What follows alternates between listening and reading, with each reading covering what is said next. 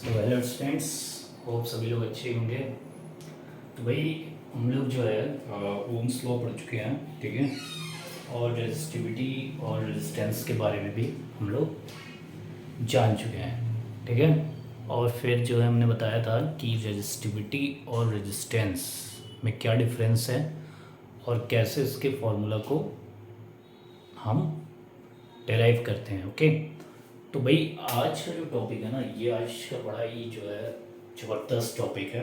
Means कि जब तक आप फिज़िक्स का एग्ज़ाम दे रहे हैं, ठीक है, और उसमें इलेक्ट्रिसिटी सिलेबस में है, तो इसके क्वेश्चन के बिना के जो है पेपर अधूरा है, ओके।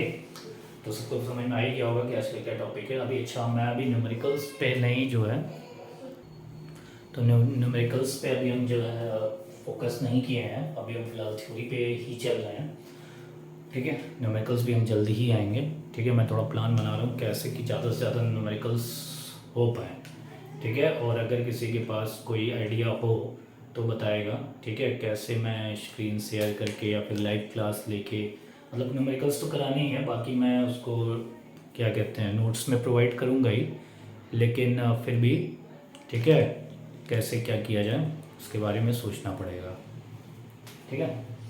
तो ये आज का है टॉपिक, सीरीज और पैरेलल कनेक्शन, ठीक है। अब देखो क्या है कि टॉपिक ऐसे भी हो सकता है, कॉम्बिनेशन ऑफ रजिस्टर और कॉम्बिनेशन ऑफ रेजिस्टेंस, ठीक है। तो ये दोनों ही जो है बोला जा सकता है, ठीक है। अब दोनों का मतलब एक ही होगा। अगर हम रेजिस्टर्स का सीरीज कॉम्बिनेशन है तो भी वही है जो कि रेजिस्टेंस का है।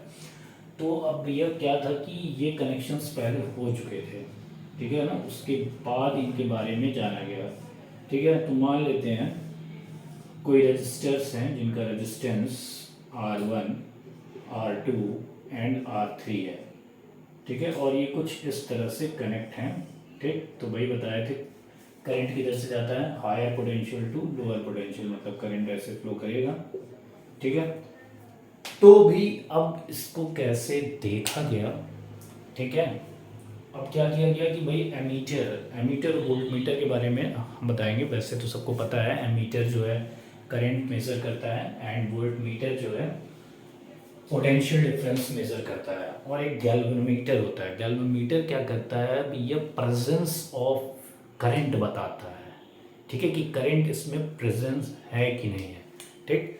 तो देखा क्या गया कि एक एमीटर को सीरीज में लगाया गया, ठीक है, यहाँ पे लगाया गया, तो उसकी रीडिंग नोट की गई, ठीक है। उसके बाद एमीटर को यहाँ लगाया गया तो उसकी रीडिंग नोट की गई। तो भैया देखा क्या गया, इन दोनों ही केस में the reading of current is same. तो reading of current is same, इन दोनों ही कंडीशन में जो करंट की रीडिंग थी वो क्या आई, सेम आई। अब क्या किया गया भाई, वोल्टमीटर को लगाया गया, ठीक है, कुछ ऐसे, ठीक है। पहले यहाँ लगाया गया फिर यहाँ लगाया गया। तो इन दोनों ही केस में क्या देखा गया कि जो वोल्टमीटर की रीडिंग थी ये दोनों अलग अलग आई, ठीक है। तो भैया क्या बोला गया कि सीरीज वो कनेक्शन है, ओके, जिसमें क्या, जिसमें करंट जो है सेम फ्लो होती है अक्रॉस ऑल द रेजिस्टेंस और resistors, but potential difference is not same across the resistance और रेजिस्टर्स, ठीक है। तो मान लेते हैं ये V1 है, ये V2 है, ये V3 है, ठीक है। तो ये तीनों हैं, ठीक है। तो हमको पता भाई ओम्स लॉ क्या कहता है, या फिर हम कह सकते हैं सीरीज कम्युनिकेशन कनेक्शन का अगर डेफिनेशन आ जाए तो two or more resistors are said to be connected in series if current flowing through one is same at the rest. मतलब कि जो करंट फ्लो हो रही है, ठीक है, वो सेम होगी अक्रॉस ऑल द रेजिस्टर्स या रेजिस्टेंस, ठीक है। अब ओम्स लॉ क्या कहता है भाई, according to Ohm's law V is equal to I R, okay. तो भैया यहाँ से V1 क्या हो जाएगा, I इंटू R1, V2 हो जाएगा I into R2, and V3 हो जाएगा I इंटू R3। ऐसे ही अगर और भी ज़्यादा रेजिस्टेंस होंगे तो उनके अक्रॉस भी ऐसे ही हम लोग निकालेंगे। अब भी टोटल जो है तुम्हारा रेजिस्टेंस, ठीक है, यानी कि R इक्विवेलेंट हमको फाइंड करना है, ठीक है। तो हमारा क्या बदल रहा है भाई, वोल्टेज। तो यानी कि ये जो वोल्टेज है ये इन तीनों के सम के बराबर होगा, पोटेंशियल डिफरेंस। तो V is equal to V1 plus V2 plus V3। Okay, तो V क्या हो जाएगा भाई, I इंटू R इक्विवेलेंट या फिर R टोटल भी बोलते हैं, ठीक है ना। तो ये V1 क्या हो जाएगा, I into R1 plus I into R2 plus I into R3, ठीक है। तो यहाँ से हम लोग I कॉमन ले लिए, तो ये हो गया R equivalent is equal to I, यहाँ से कॉमन ले लिए तो R1 plus R2 plus R3, ठीक है ना। तो यहाँ से I कैंसिल हो गया, तो जो R इक्विवेलेंट आया वो हमारा आया, वो आया क्या है, R1 plus R2 plus R3। ये 3 के लिए होगा, अगर ये n नंबर्स ऑफ होंगे तो Rn तक होगा, ठीक है। तो ये हो गया फॉर्मूला, इसको हम यूज़ करेंगे जब हम न्यूमेरिकल यूज़ करेंगे। अब मान लेते हैं कि n नंबर ऑफ, ठीक है, n नंबर ऑफ रेजिस्टर्स हैं, ठीक है, n नंबर ऑफ रेजिस्टर्स हैं, ओके, और उन सभी का क्या है, रेजिस्टेंस जो है R है, ठीक है। तो अब उस केस में टोटल रेजिस्टेंस क्या होगा, तो भैया R equivalent is equal to R1 plus R2 plus R3, तो R plus R dot dot dot R। तो ये कहाँ तक है, n तक है, ठीक है। तो मान लेते हैं कि n नंबर ऑफ, ठीक है, रजिस्टर्स कनेक्ट हैं, ठीक है, जिनकी टोटल संख्या n है और जो उसका रेजिस्टेंस है वो सब सेम है। तो ये क्या हो जाएगा भाई, इन सबको करेंगे तो कहाँ तक जुड़ेगा, n R तक। तो R इक्विवेलेंट हो जाएगा तुम्हारा n into R when all the resistance R same, ठीक है। तो जब अगर सारा रेजिस्टेंस सेम होगा, ठीक है, तो ये फॉर्मूला हम डायरेक्ट भी लिख सकते हैं। जैसे मान लेते हैं, हम कहते हैं कि 100 नंबर ऑफ रेजिस्टेंस हैं 1 ओम के, सीधे 100 इंटू 1 तो 100 हो। हम बोलते हैं भैया यहाँ पे 50 हैं, 50 ओम के, ठीक है, 50 रजिस्टर्स जुड़े हुए हैं। तो सिंपल इस फॉर्मूला 50 इंटू 50, ठीक है, 2500 टोटल रेजिस्टेंस आ जाएगा। तो हम डायरेक्ट ये फॉर्मूला भी यूज़ कर सकते हैं न्यूमेरिकल्स में, ओके ओके। तो हमने सीरीज कॉम्बिनेशन अभी देखा, ओके। अब हम लोग देखेंगे पैरेलल कॉम्बिनेशन, ठीक। तो भैया पैरेलल कॉम्बिनेशन क्या है, पैरेलल कॉम्बिनेशन, ओके। तो सीरीज की तरह ही जो है हमारा थोड़ा सा डिफरेंस है पैरेलल में भी, ठीक। तो पैरेलल कॉम्बिनेशन में क्या था, अब देखो उसमें क्या था भाई, उसमें हमारा क्या था कि वोल्टेज चेंज हो रहा था बट करंट सेम था। इसमें जब देखा गया, ठीक है, मान लेते हैं ये 3 रजिस्टर्स या रेजिस्टेंस कनेक्ट हैं, आर डिफरेंट ओम के and all are connected like this, इस तरह कनेक्टेड हैं और इसमें से करंट ऐसे जा रही है, ठीक। तो जब करंट ऐसे जा रही है तो यहाँ से आके 3 पार्ट में डिवाइड होगी, I1 I2 और I3, ठीक है, और यहाँ से ऐसे निकल गई, यहाँ से यहाँ तक पोटेंशियल डिफरेंस नापा गया तो वो सेम रहा, यानी कि potential difference is same, okay, but the current is not same in the what, which combination, in parallel combination. तो यहाँ पे भाई हम कह दिए कि जो टोटल करंट होगी that is I1 plus I2 plus I3, ठीक है ना। According to Ohm's law V is equal to I R, ठीक है। तो यहाँ V is equal to I1 R1, V is equal to I2 R2 and V is equal to I3 R3। यहाँ से I1 I2 I3 और I की value रखेंगे हम लोग, तो V upon R total equal है रेजिस्टेंस होगा, यहाँ हो जाएगा B upon R1 plus B upon R2 plus B upon R3।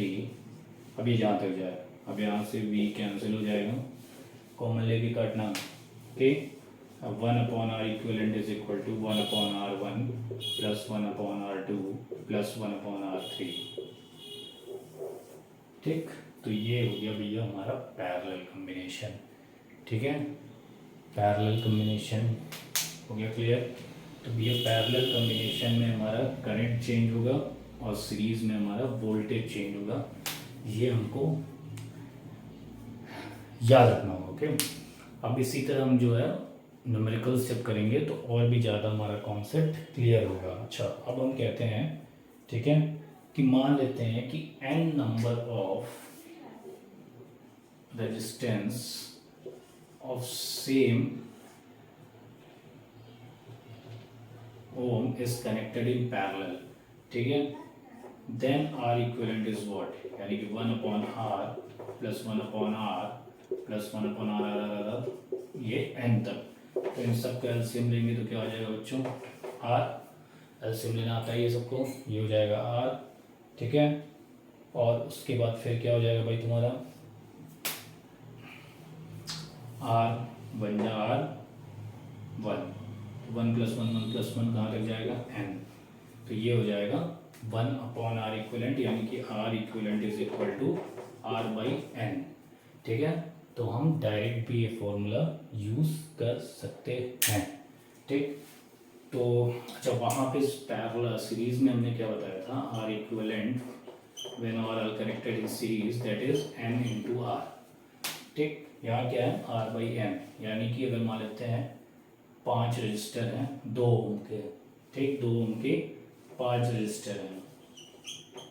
ठीक है, तो ये क्या हो जाएगा भाई 0.4 ओम। सीधे सीधे हम लोग लिख सकते हैं ये फॉर्मूला, डायरेक्ट आंसर लगा सकते हैं। या फिर मान लो, अगर मान लो कह दिया कि 20, ठीक है, रजिस्टर्स हैं जो कि कनेक्टेड हैं पैरेलल में और सबका वैल्यू 50 है। ठीक है ना, 50 ओम है, 50 ओम है और 20 है। ये नहीं बैठ के हम लगेंगे सर्किट बनाने, सीधे इस फॉर्मूले में रखेंगे और सीधे इसकी वैल्यू निकाल देंगे और दैट इज वैलिड। और ये जाएगा भी तो किस में आएगा, ऑब्जेक्टिव में। ठीक, अच्छा मान लो सीरीज, और पहले ये क्वेश्चन एक साल आया था बोर्ड में। ठीक है, कि अगर n number of same resistance है, पहले वो सीरीज में कनेक्ट किए जा रहे हैं, फिर वो पैरेलल में कनेक्ट किए जा रहे हैं। ठीक है, तो उन दोनों का रेशियो क्या होगा, ये क्वेश्चन आया था। तो रेशियो क्या हो जाएगा भाई, R series upon R parallel. Series में क्या है n इंटू R और पैरेलल में क्या है R बाई n। ठीक है, तो ये हो जाएगा n into R upon R into n square. तो इन दोनों का रेशियो n स्क्वायर के बराबर होगा, समझे, यानी 5 रेजिस्टेंस हैं। ठीक है, सिंपल, इसका आंसर सेम, बहुत सिंपल है। मान लेते ये क्वेश्चन आया 5 रेजिस्टेंस हैं 5 ओम के। ठीक है, 5 रेजिस्टेंस 5 ओम के, पहले वो सीरीज में कनेक्ट हो गए, फिर 5 ओम के 5 रजिस्टर हैं वो पैरेलल में कनेक्ट हो गए। ठीक है, और हमसे कहा गया उन दोनों का रेशियो निकाल दीजिए।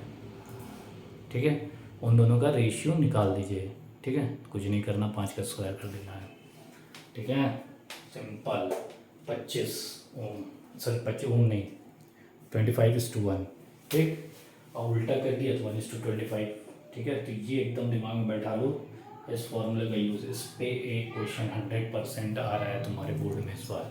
ठीक, क्लियर है, तो किसी को भी कोई डाउट तो बता देना। अच्छा, एक और, ये सब एक एक नंबर के लिए बता रहा हूँ मैं। अब एक चीज़ और, एक क्वेश्चन ये है कि अगर मान लेते हैं, एक क्वेश्चन है कि पैरेलल में जो है कई ओम, डिफरेंट ओम के रेजिस्टर्स कनेक्ट हैं। ठीक है, तो जो उसका इक्विवेलेंट रेजिस्टेंस होगा वो किसके बराबर होगा। जैसे देखो, मान लो एक बस छोटा सा तुक्का होता है, एक 5 ओम है, एक 3 ओम है और एक 2 ओम है, ये सारे पैरेलल में कनेक्ट हैं। अब हम कुछ नहीं कर रहे हैं, ऑप्शन दिया हुआ है तुम्हारा, सपोज करो 2 ओम, 2.5 ओम, ठीक है, और 3.4 ओम और एक लास्ट ऑप्शन दे रखा है तुम्हारा 1 पॉइंट समथिंग, ठीक है। तो अभी इनको वैल्यू नहीं पता, करेक्ट आंसर ही होगा। तो वो क्या है कि अगर ये सारे कनेक्ट हैं, ठीक है, पैरेलल में, तो जो सबसे लीस्ट वाला होगा, जो सबसे कम वाला रेजिस्टेंस होगा, उससे कम ही इक्विवेलेंट रेजिस्टेंस होगा। यानी कि अगर ऑप्शन में ऐसे दिख रहा है तो सबसे कम वाला देख लो, अगर मान लो 50 कह दिया, ठीक है, 50 डिसेंडिंग ऑर्डर में, ठीक है। जैसे मान लो कि 50 ohms 50 resistors are connected in parallel, ठीक, 50 रजिस्टर पैरेलल में कनेक्ट हैं और सबकी वैल्यू 50 से डिसेंडिंग ऑर्डर, मतलब एक 50 पहले का 50 है, दूसरे का 49 है, 48 38 ऐसे ऐसे करके करके नीचे लास्ट तक 1 तक आ रहा है। तो उसका इक्विवेलेंट मान लो ऑप्शन में दे दिया ऐसे, तो उसकी वैल्यू 1 से कम होगी, तो कम आ देना सीधे, ठीक है, कोई सॉल्व करने की जरूरत नहीं है, ठीक। तो 1 से कम होगी जब ये इसमें कनेक्ट है सीरीज में, सॉरी पैरेलल में। अगर यही सीरीज में कनेक्ट होगा तो जस्ट इसका आंसर उल्टा हो जाएगा, यानी कि जो सबसे ज़्यादा वैल्यू होगी उससे ज़्यादा होगी सीरीज में। क्लियर? तो होप आज का टॉपिक पसंद आया होगा, बाकी की कहानी नेक्स्ट क्लास में।